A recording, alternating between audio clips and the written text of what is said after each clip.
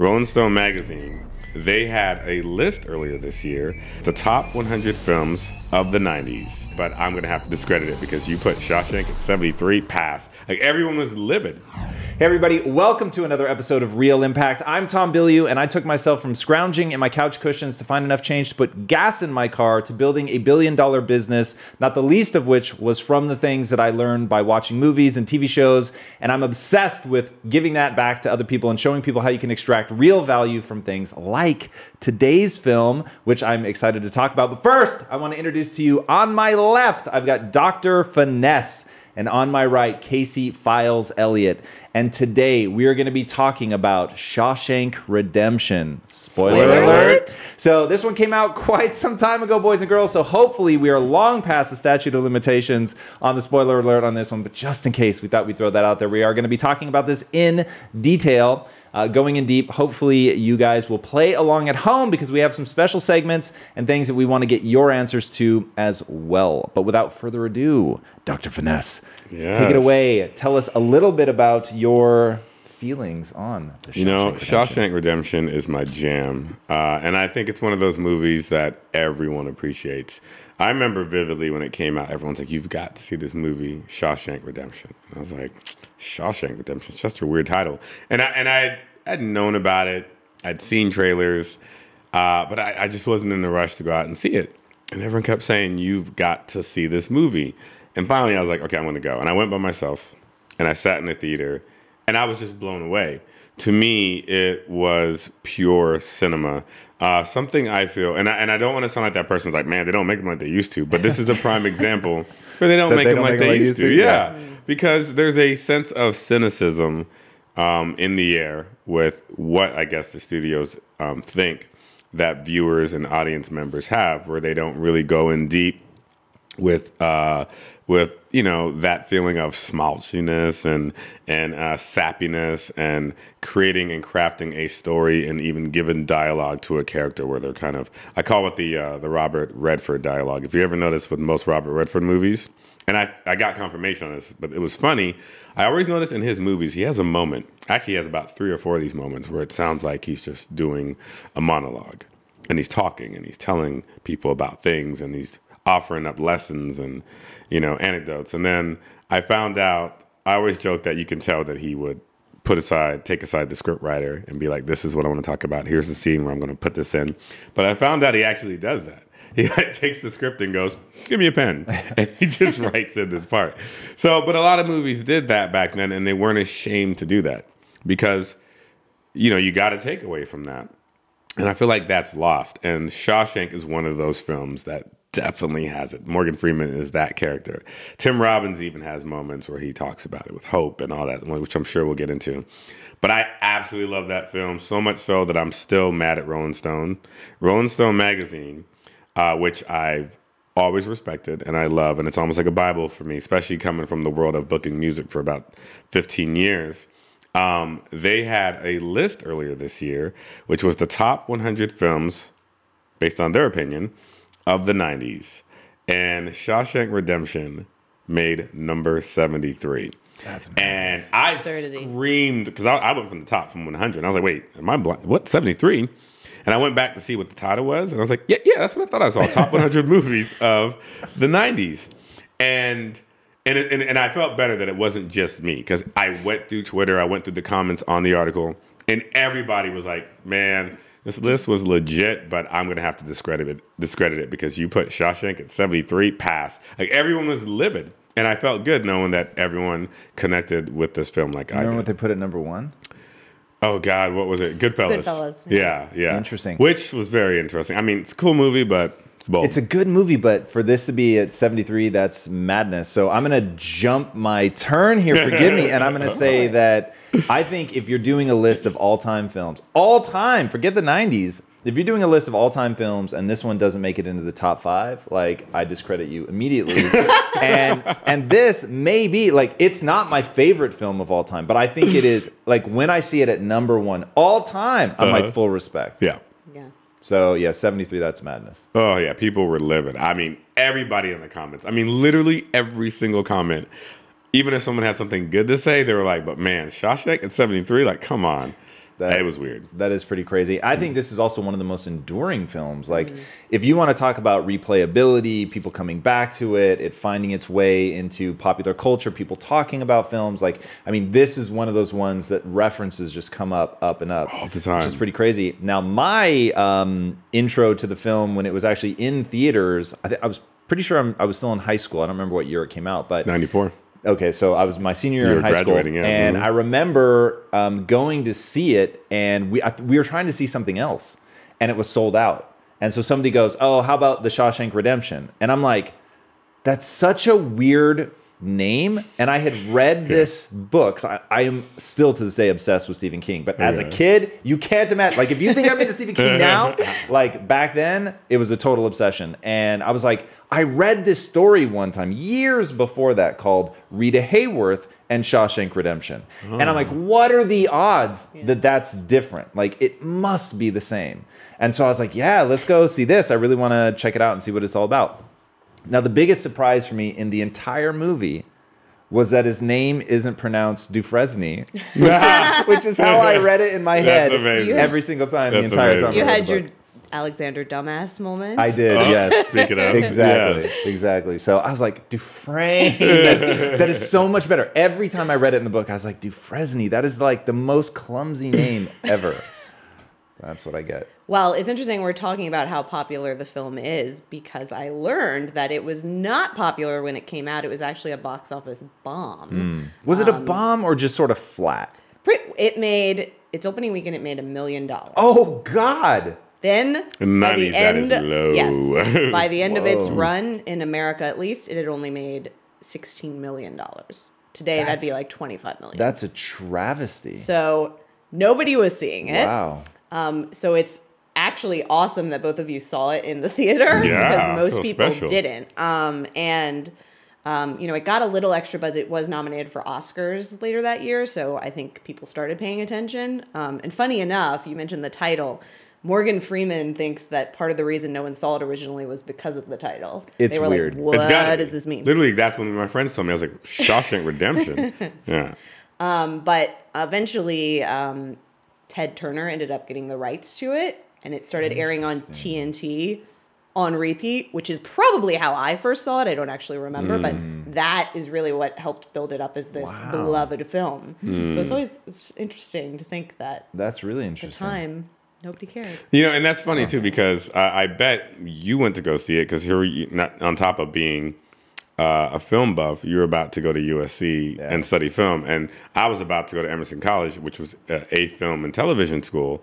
And I just remember at the time, I would just see anything. If someone said something was good, I would go. Going to the movie was like breathing back then. I mean, granted, I had a lot more time, but yeah, I heard something was good, I was going. No doubt about it.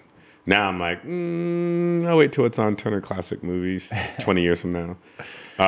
This one for me was really interesting because I'd read the book, and it's so un-Stephen King.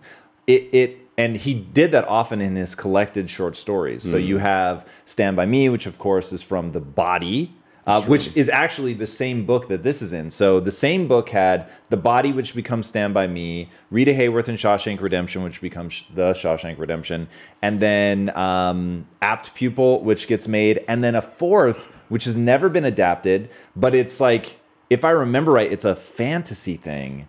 And it totally was like out of, like, it was super weird for the book even, and it's the one that's never gotten made. But my obsession, so when I went to film school, part of what I wanted to do was remake The Apt Pupil. No way. I was like, that story on the page is so good. The movie was terrible, but on the page, amazing. So this was on the page phenomenal, and I think that it's one of the few where it's at least as good as what was written, and it may be a little bit better. Really, really incredible. All right, let's jump into our first segment here, which technically is our second, so my numbering system may get off later. Forgive me. So Cold Stone Themery is in the house. Cold Stone Themery. Let's dive in on those themes. All right. What do we have today? I picked a little quote from Tim Robbins that I think describes the biggest theme in the film. So here we go. Tim said, "I believe part of the reason the movie is so important to people is that in a way it works as a whole for whatever your life is. that no matter what your prison is, whether it's a job that you hate, a bad relationship that you're slogging through, whether your warden is a terrible boss or a wife or a husband, it holds out the possibility that there is freedom inside you, and that at some point in your life, there's a warm spot on a beach, and we can all get there. But sometimes it takes a while. So my question that I often think about watching this film is, we're watching a literal prison story, but we all have prisons in our own lives that we build ourselves, I think. So how can we get out of those prisons? What do we learn from the film that could help us escape our own prison? Man, that's deep. That is pretty deep for a 3-hour sleep night for me. But I'm gonna dive right in. You already disclosed that you only had 3 hours sleep last night? I actually, yeah. So I only had 3 hours of sleep last night, but I'm gonna jump in. I throw the hard balls. You throw the hard balls. Well, first and foremost, I guess you get out of your prisons by just waking up and putting your foot forward. That sounds so plain, but putting your foot forward. I feel like when people are in their prisons, and I always feel like I have to preface this. I've never experienced depression. I know that that's a whole different thing, but I'm speaking about just general wallowing in sadness and not actually activating yourself. And I see it all the time in friends. I've seen it before in myself, where you're in a bad situation, something you don't want to be a part of, whether it's a relationship, whether it's a job, whether it's you being in prison, but you've got to put your foot forward and start moving forward and thinking about how am I going to get out of it. And again, using the word activating yourself to actually make progress. And a lot of people don't do that. It's amazing. It sounds so easy. You hear it all the time. Going back to being film buffs, I used to write screenplays all the time. I still do, but there wasn't a day I wasn't writing, just nonstop. And I remember it was actually my brother in particular, because he was a film buff too. He's the one who got me into film. He was complaining about he had this great idea, but he just couldn't do it. I was like, why not? He goes, my mind's just too jumbled. I'm trying to get it down, but he was saying that for 2 years. And I was like, have you written that script yet? He's like, no. And I'm like, man, put your foot forward. Just start writing. Like, what do you mean? He's like, who cares if it's bad? If it's bad, there's a such thing as a rewrite. Put your foot forward or put the pen on the paper and start doing it. Activate yourself and get out of this prison of writer's block. So in his case, his prison was writer's block. You're not going to get out of any type of situation that you're, imprisoned by if you don't actually move forward and, make a way out of it. I mean, Ray Dalio says it in his book, whether you're the boss of someone or whether you're at a company you don't like or whether you're in a situation you don't like, easy, move on or let that person go. It's my truth. Yeah. It's interesting because I rewatched the film last night, and what I was really thinking about is how you can create your own prison. And, in Tim's quote that I read, he talks about how these people in your lives can be the warden, but you can be the warden in your own life because you're the one who's responsible for yourself, and you're keeping yourself down when you build this prison. Like you said, if you're not doing what you really want to do, or you're not just living your life the way you want to be living it, and you have all these excuses you build up for yourself, and that's part of what makes your prison. And then I think the scary thing is that sometimes you don't know that you've done that, which is I think why the Brooks part of the movie is so touching to everyone. Because if you just let yourself go, you don't really think about what you want to do with your life, that prison gets built up, you get stuck in your ways, and I think you get used to being mediocre. Real quick, now for the people who may have forgotten, what's the Brooks part of the movie? That's not me. Brooks is one of the oldest prisoners at Shawshank, and he's been in prison like 50 years, and he finally gets released and realizes he can't be on the outside. He's been institutionalized. He's so used to the prison. Being on the outside is just scary and horrifying, and he just can't live that real life anymore, and he ends up killing himself in the movie, which is where I start bawling. Yeah, it's heartbreaking. The cars move fast now. Yeah. And so I think we can become institutionalized ourselves if we don't pay attention to those things. You get used to your surroundings, and so like if you're living a mediocre life, you get used to that. So that's something you just always have to be on alert about, I think, because just as he got used to the prison walls, you can get used to your own. Yeah, no question.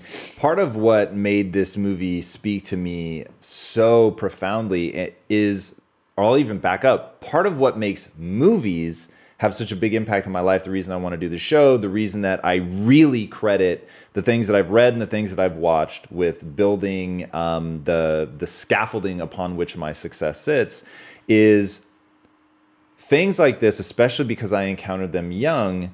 Here you've got a guy, like my whole thesis as an entrepreneur is you've got to be willing to take this gigantic problem and not become overwhelmed by it, activate yourself, always be moving forward, chipping away at the problem one piece at a time. And when I really look at like, how did this stuff get instilled in me? Because that's not how my parents were. My parents were very typical, like prototypical employees, keep your head down, do as little work as possible, avoid punishment at all costs, right? Like that was where I learned to think like that. Okay. And the things that started to break me out of that were things like this, where you've got a guy who, he goes to prison, he is innocent, but he doesn't spend all of his time lamenting like, oh, I shouldn't be in here. He gets to work, right? And he later sums it up. It's very simple. Get busy living or get busy dying, right? Which, oh, God, I love that whole speech about hope. It's amazing. Amazing. But the incredible thing in this movie is that the guy literally chips his way out of prison over, what, 19 years? I mean, it's absolutely incredible, dropping the bits of his wall in the yard through a hole in his pocket. And when you think about being able to face a problem that big and literally with that tiny little axe, chip away, taking it out handful by handful, but that you have the consistency, the grit, the perseverance, and then, just to really make the metaphor incredible, he swims through a literal river of shit to get out. It still messes with me. Right? Oh.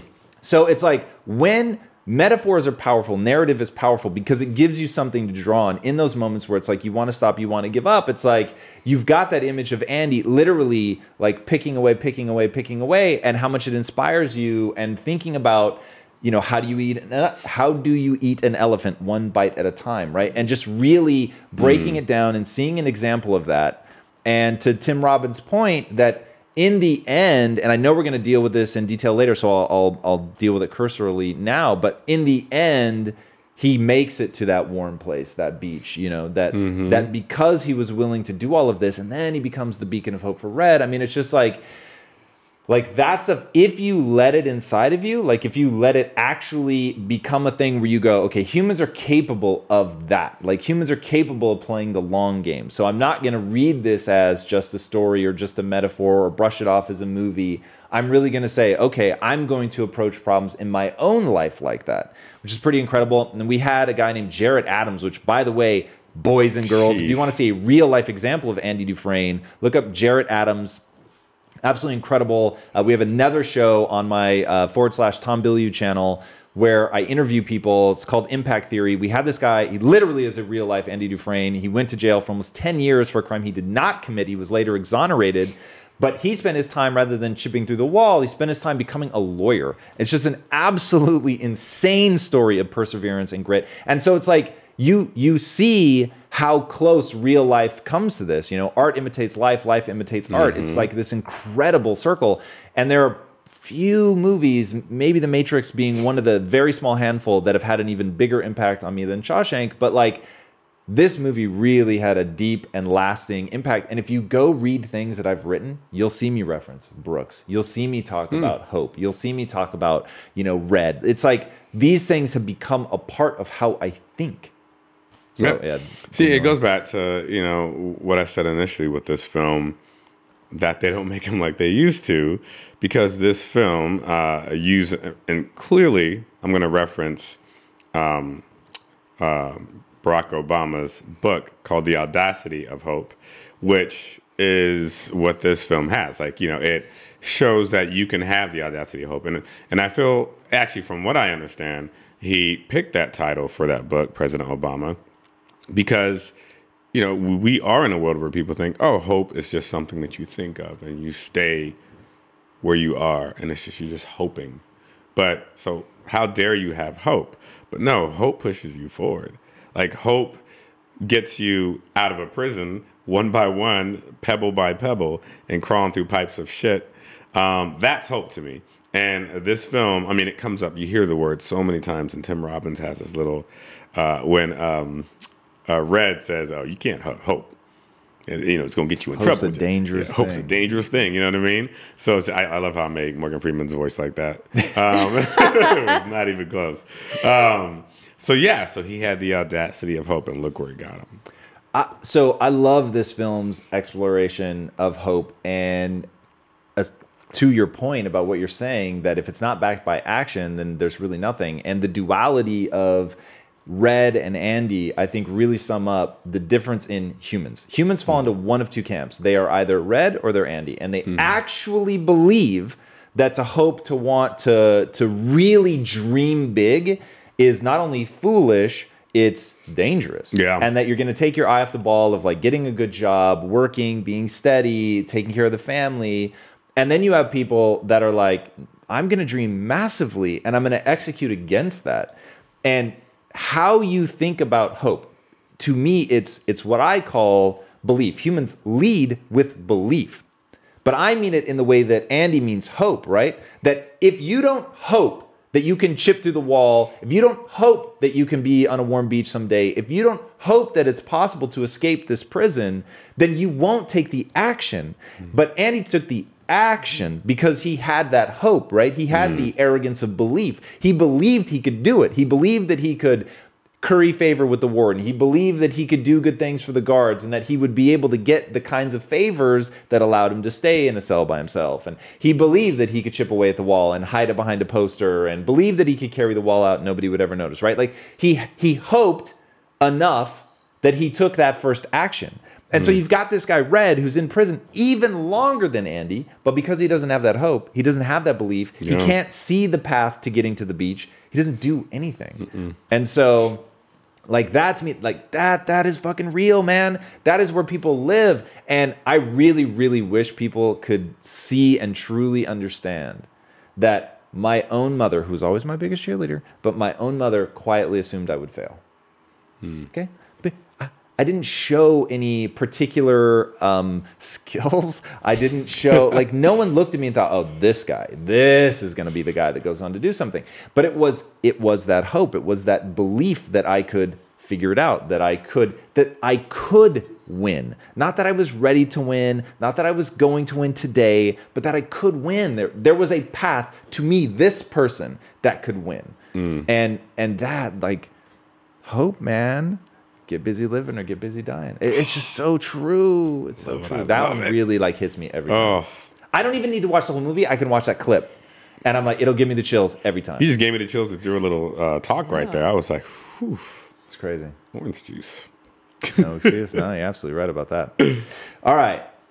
Next Were you about to say something? Yeah. Well, you perfectly are segueing into our next segment, which is Would You Rather?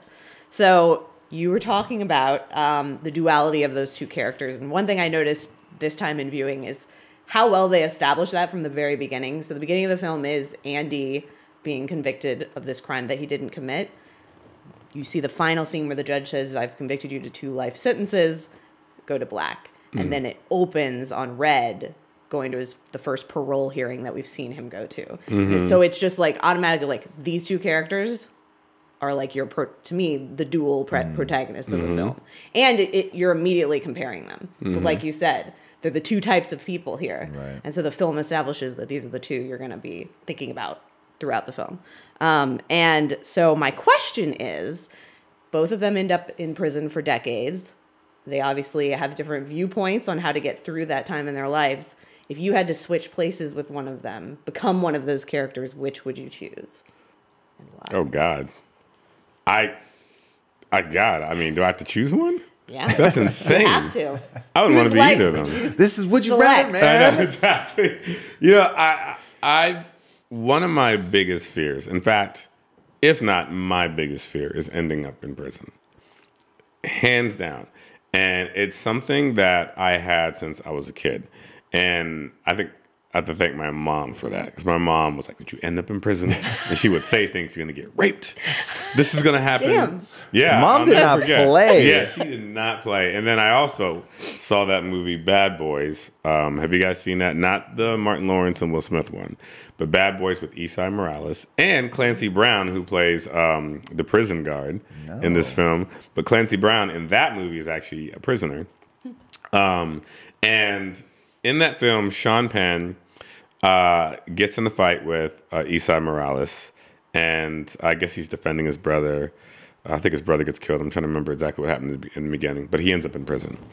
It turns out Esai Morales ends up in that same prison. And so, of course, with many prison films, you choose a side. With Esai, it's the Hispanics, and then Sean Penn, he doesn't necessarily become a white activist, but he's with the whites. And it's just a straight up gritty prison film. If you guys get a chance, watch that movie. To this day, I still have not seen a prison film that has scared me like that film. Wow. And and so I'm terrified of going to prison. So having to pick between the two of them is tough. But I guess I'm going to have to pick. Easily, I would like to be Tim Robbins' character, because he had the audacity of hope, because he didn't give up. He looks... I mean, it tricks you the entire film. The entire film, you think that he's just content with being there. You think he's found the beauty of what he's hearing from. Because Red comes off as this really wise character. Hope is dangerous. Oh, don't do that. And he's giving them all these, trinkets of information. And you think that Andy's character is soaking it in and just getting complacent and being like, here I am. But then in the end, you find out Andy is actually the wise one and the one who's activating his hope, and him just sitting there and smiling and looking like he's just wallowing in his sorrow. It's actually the exact opposite. He's planning. So to me, because he Kaiser Sosa'd himself out of that prison, I'm going to go with Tim Robbins' character, Andy. Kaiser Soze doesn't come up nearly enough. Like that's another movie. That was in the 90s still, right? 90s, like the tail end. I think it was 96. That shit was good. Good. We should review that one. I'm glad you said that, so I can make the opposite choice. Of course, I love Andy. He's such an inspirational character. He's what we all aspire to be. But I would choose to be Red sort of because of that. Red is the one that I identify with. Like, of course, he's doing the voiceover or whatever, but you see him transform throughout the film. And when he finally gets that hope back that Andy helped him to get at the end, when he's on the bus and he's like, I hope you're just like getting emotional talking about it. But that feeling of like having gone through this horrible hardship in your life, suffering, thinking there was no hope, and then finally learning that you can have hope and you can change your life. I don't know. That transformation is really appealing to me. So I'd like to be his character too. Have the chance to meet Andy and then learn from him and then change my own life. That is so interesting. When you said that you wanted to be Andy Dufresne, I was like, well, all three of us are obviously going to say we want to be Andy Dufresne. So that is such a curveball for me. So there is no universe in which I would want to spend, however many years Red spends, like without hope for the glorious moment. And it would be a glorious moment to discover hope. Please. Sorry, I forgot one thing, but you reminded me. The other thing that I like about being Red is that, so Andy is convicted of a crime he didn't commit, which I'm not sure there is something worse than knowing you're innocent. And I also love that everyone's like, everyone's innocent in prison. You can't even Only guilty man in Shawshank. You can't get people to even believe that you're innocent. So what I love about Red's character is he murdered someone. And we see that he's not that man anymore. And so I love that. So is it that you want to murder somebody? No, I'm not sure where to go with this here, Casey. How nervous should I be? Because you see his transformation. He's so changed as a human. So I guess one thing that I love about humanity are second chances.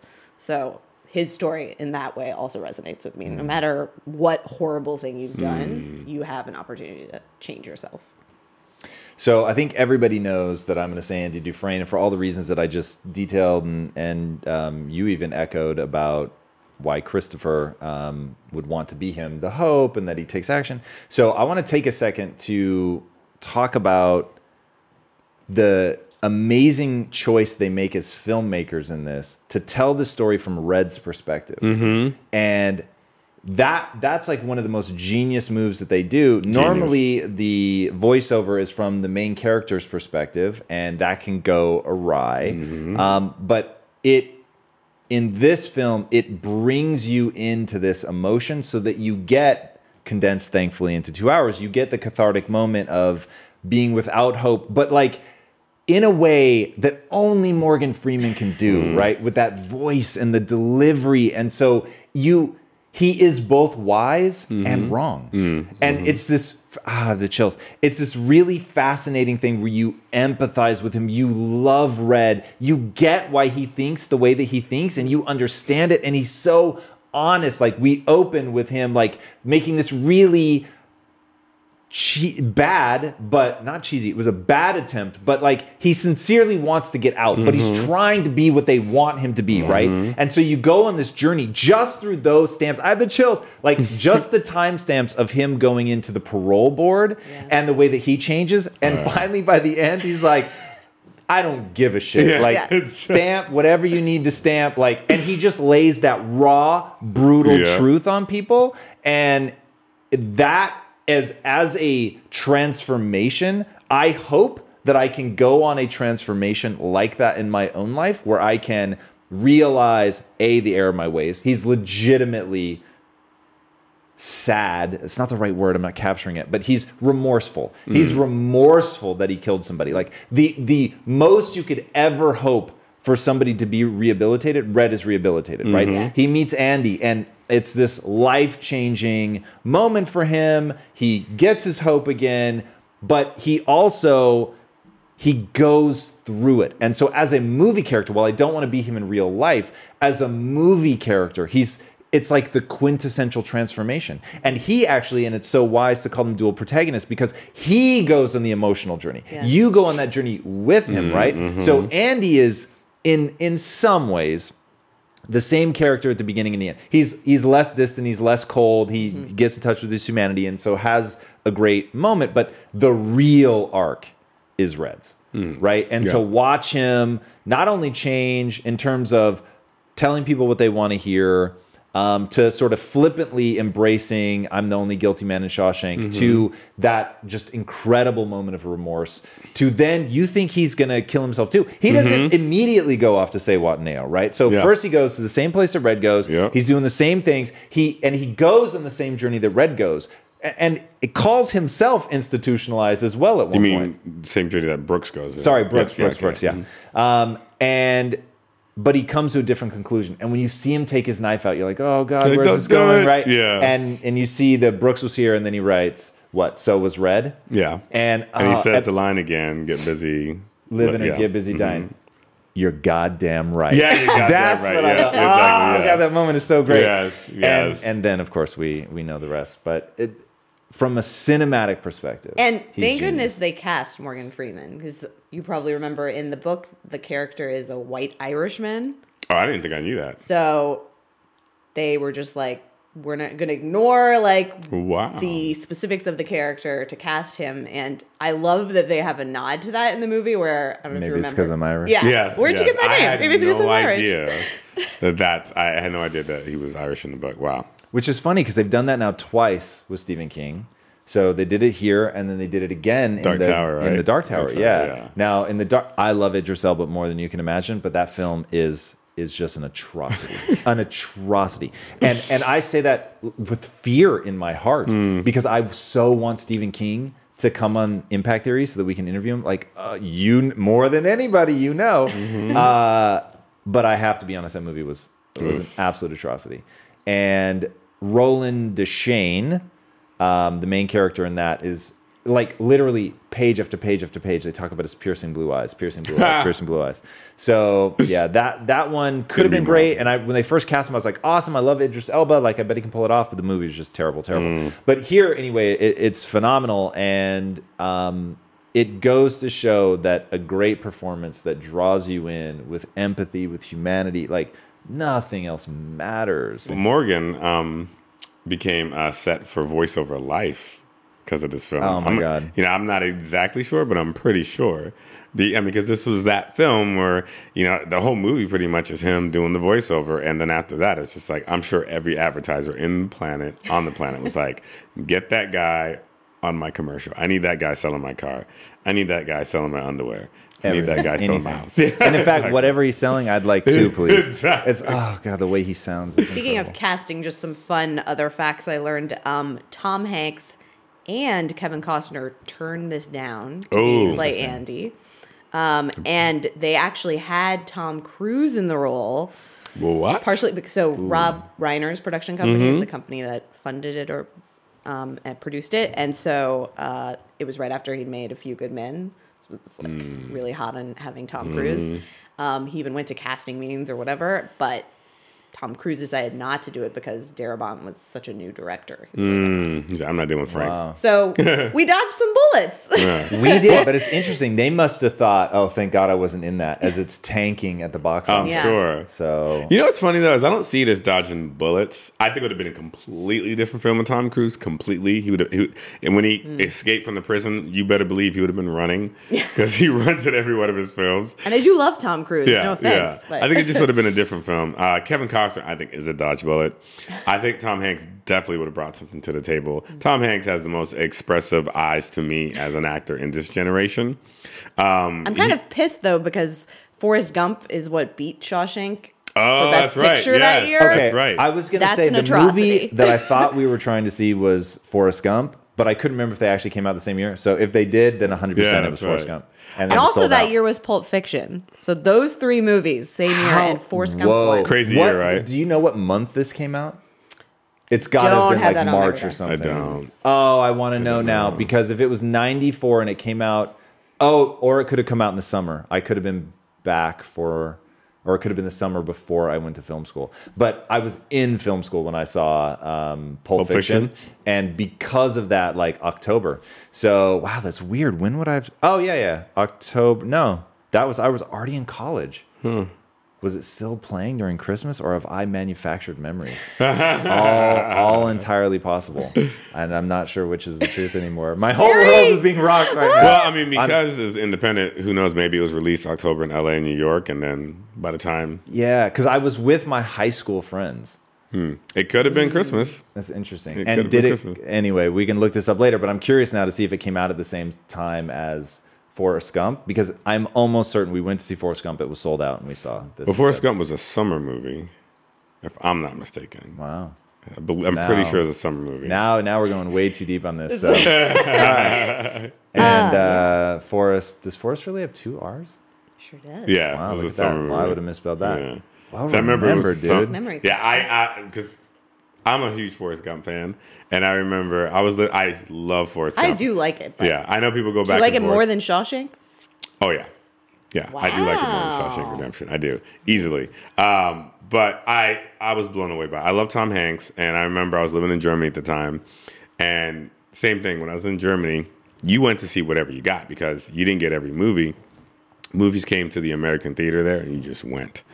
And I remember thinking, I'm going to go see this movie. I like Tom Hanks, and I loved it. I loved it, and it was the summer of '94, and I was just sitting in the theater by myself again because I went to see everything by myself for the most part. So yeah, that's what I remember. Interesting. I'm realizing my whole life is a lie. I literally have no Having idea a what happened. meltdown? Yeah, this is tragedy. All right, so our next segment, our recently minted "Wow 'em in the end." Wow 'em New in the end. segment. Bring it to us. All right. In Stephen King's original novella, also in Darabont's original script, the story ends with Red on the bus basically saying, I don't know if it's the exact word for word in the novel, but saying, I hope that I'm reunited with Andy again. I hope. And that's how so you don't actually see him reunite with Andy. Producers of the film were like, no. We have to show the audience that they actually met up and were reunited. Hollywood That's ending. how the movie ends. So the question is, do you think that was the right choice? Wow, that's a really great question, I'll preface by saying I normally hate ultra Hollywood endings. Have you guys ever read The Time Traveler's Wife? Yes, No. I have. One of my favorite fiction books in the last, I would say 20 years. Full disclosure, he's obsessed with time travel movies. So Yeah, there's that. True. Obsessed. Movies and books. Yes. And that book I loved. And the ending of the book tore my ass in half. I wept on my bed. I had my sheets and my blanket pulled up. I was like, ah! Just wept. And it was a great ending, but it wasn't a typical Hollywood ending. So the movie gave it such a Hollywood ending. It changed the ending, and it was just more viewer friendly. You know what I mean? And I just remember thinking, that ruined it. So if I read the novella, maybe I would have had a problem with the ending. But I didn't have a problem with this ending. And it's something I have thought about, even from the time that I first saw this movie. And I feel like the producers in this case met the readers and the new viewers halfway. And the reason I say that is you do see them meet each other again. But the one thing I've always loved, and this gives me chills, is they tilt up and you don't see the interaction. To me, that's enough. Because I remember that moment like, oh, got it. I want to see what they say to each other. But I was like, oh, no, but it's beautiful. And it's that tilt. It's that tilt. And you just see in that distance, they're like little tiny ants and they hug. And that's all you need.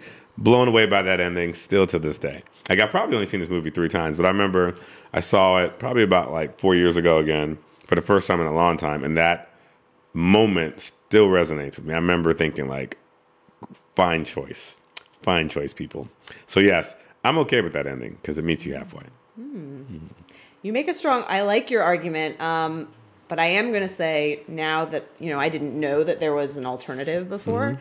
I think that, and I haven't read the novella, but I would have preferred the original ending because even when I was rewatching it last night on the bus, that's when I was like, oh, he has hope again. Like hearing him say that. And to me, that's the important thing is like Red has learned to have hope again. Red has hope now. It's not that he's going to meet up with his friend. Of course, I want that to happen. But to me, the full circle of his character is he has the hope. And so I think it would be stronger to end on that than to have them reunite. I'll answer the question as a filmmaker. I think they made the right choice. And I say that even though sadly it failed at the box office, but having the emotional payoff, like films are meant to take you on an emotional roller coaster. So to me, it's like, what's going to give you the stronger emotion, leaving the audience in that moment of, I hope, or actually giving them a payoff without ruining it by being cheesy, right? So there's literally nothing that they could say to each other that I think would improve the moment. And I think Frank Darabont knew that. And so I'm sure there were many arguments and fights about what they're going to say. And so I'm sure he whittled them down over time to, okay, we'll show it, but it's going to be at a distance. And it's, going to be like the final helicopter shot in the film. And I think they were wise to agree to that so that you have the potential for broader appeal, so that you get that emotional like moment of, oh my God, like they've made it, this journey complete. And it's like a film where you've got these two love interests in a way, and in the end you show them right about to kiss and you don't let them kiss. Like it can work, and I don't think there's any universal law, but if I've invested in that relationship up to that point and then I don't get to see that moment, it would be very frustrating. Now, having said that, I will say there's something very incongruous for me with Red on a beach. Like the tropical location of this, like, and him being a like small town guy who's lived his whole life. He even says like something that big would like scare me to death or something like that. And because visually you spend just all your time in the prison and the tones and the colors and everything, it was a little visually jarring for me to see it. But emotionally it was right. Yeah, that's a very, very solid point.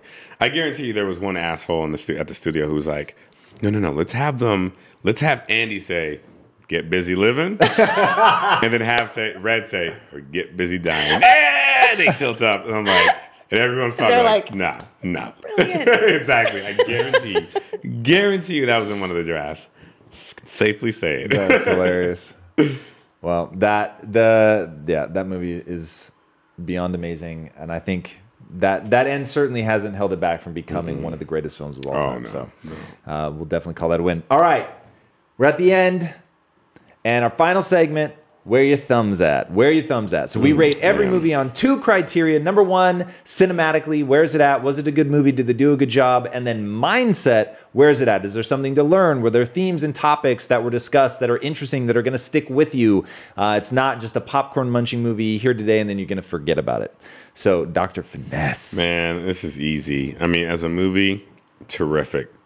Everything, the story, the characters, the visuals. One thing that I liked about this film when I first saw it, I referenced earlier how the movie Bad Boys with Sean Penn and Esau Morales and Clancy Brown scared the hell out of me, made me never want to go to prison again. This movie doesn't really make me want to go to prison, but referencing your point, the story, and especially the movie, does such a great job of capturing the humanity of the caged bird. Why does the caged bird sing? You know what I mean? They're still human. People deserve second chances. People make mistakes, some much bigger than others. But it begs the question, are we doing the right thing with prison and this and that? But it doesn't go too deep with that debate. But it shows the humanity of these prisoners. They all have something to them. Every one of them, William Sadler's character even, you know what I mean? It's like they all have something, and it makes you feel good that this movie showcases that. I love that. And so rarely do you see that in prison films. You just don't. So the movie does such a great job of doing that. And for a movie that came out in the 90s, it feels it is classical now, but it feels extra classical. Like they captured the classical essence. Like even when they were on the roof, like sweeping in their hats and their uniform, it's really good. And I love Red. We love Red. Just his voice, the voiceover. Andy, I mentioned earlier, he Kaiser Soze himself out of the prison. I'm sure you guys can remember when you first saw this movie and it ends and you realize he had a plan all along. Everything he did for a reason. Everything. And it's, to me, and just thinking about it now, it just blows my mind. I just remember being like, oh my God, it all makes sense. It all makes sense. He was planning his escape day one because he was like, I don't belong here. Day one. So I love that element of it. And so for a movie, of course, definitely a thumbs up. Mindset, I just kind of mentioned it. It's beautiful. It lacks cynicism.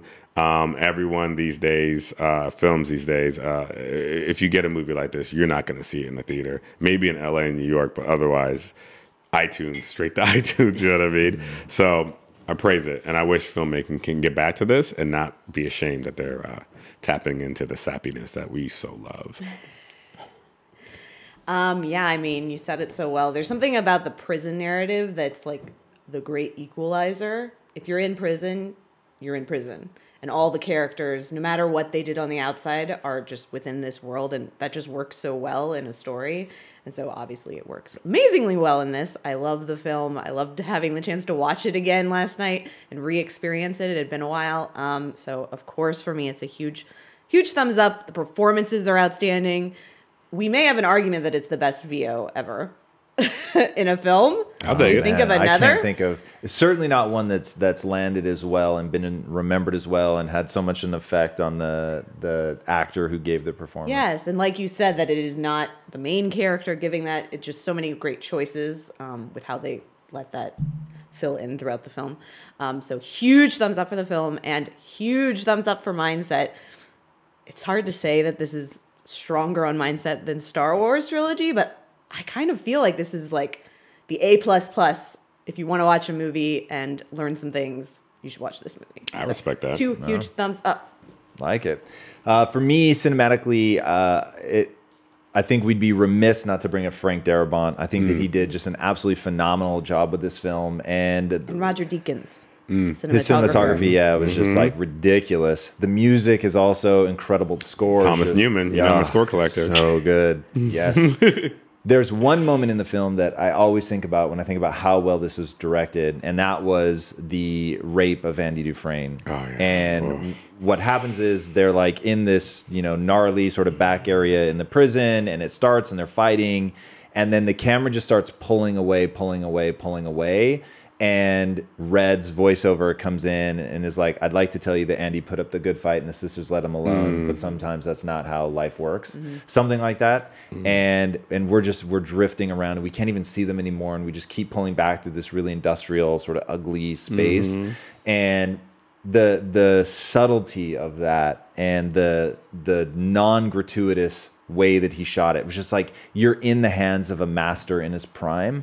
And I get that feeling every now and then. A movie that gave me a similar feeling is Arrival, where again it's Dennis. Is it Villeneuve? Is that how you say the guy that did Blade Runner 2049? I think that's how you say his last name. Okay, so he has that same feeling where he'll linger on something, but you don't feel like he's going to let it go even a frame too long. You just know he's going to cut at the exact right moment. And in this film, certainly, Darabont just earns that same emotion from you, right? That you just feel whenever he cuts, to whatever he cuts, what he shows, what he doesn't show. Like, it's just perfect. Like, he was in the zone with this thing. And in that moment, I felt it 1,000 times through the film, but in that moment, maybe more than anything else, just stands out to me as an example of a master in his prime, which is really, really beautiful. So definitely a thumbs up cinematically. I think that God, I can't think of a misstep. I'm sure there's one or two here and there, but just the film, it borders on perfection for me. Like I said, when people name this as the greatest film of all time, like, I'm on board. Now, I'm a huge believer in Citizen Kane, by the way. I think that film holds up. I think if you're a cinema buff, you'll get why so many people call it the greatest film of all time, especially if you put it in context. When it came out, it's amazing. I think this gives that film a run for its money, even in context. So just really, really a breathtaking film. On Mindset, I'm going to go thumbs up. I should have broken down all the different things that they touch on, but certainly hope, taking action, transformation, telling the truth. I mean, just so many things are covered in the film. Friendship, being institutionalized. It's like all these different things are touched upon, and we didn't even talk about what's his name, Tommy, that comes in, and how he's they list it all, right? He's brash, he's this, he's that. So to say the least, we loved him right from the start, right? But you know that this kid is screwed, right? And that he then ends up getting killed because he can't play the game. So there's they're also touching on politics and the way that Andy curries favor with people, but then when he even brings it into the light, right, and says basically, are you being obtuse? Do you not see that this is my chance to get out? And the warden is goes fucking nuts, and Andy's wait a second, I would never implicate you. I'd be just as implicated. But you realize the thing, while hidden in the shadows, is fine, but then brought to light. I mean, there's just so many things they go into that have real life implications. It's just absolutely incredible. So 2 thumbs, way the hell up from my end. All right, guys, thank you so much for joining us. I hope you played along. I hope you dropped in your answers to Would You Rather. We want to know what you guys are thinking. What are themes that you thought were incredible? We want to hear about it. Leave it in the comments. If there's a film that you want to see us review, definitely drop that in. We do both stuff that's coming out right away and old films, but always around films that you can actually learn something from. So if there's something that you want to hear our take on, be sure to drop that into the comments. If you haven't already subscribed, be sure to do that. And until next time, my friends, be legendary. Take care.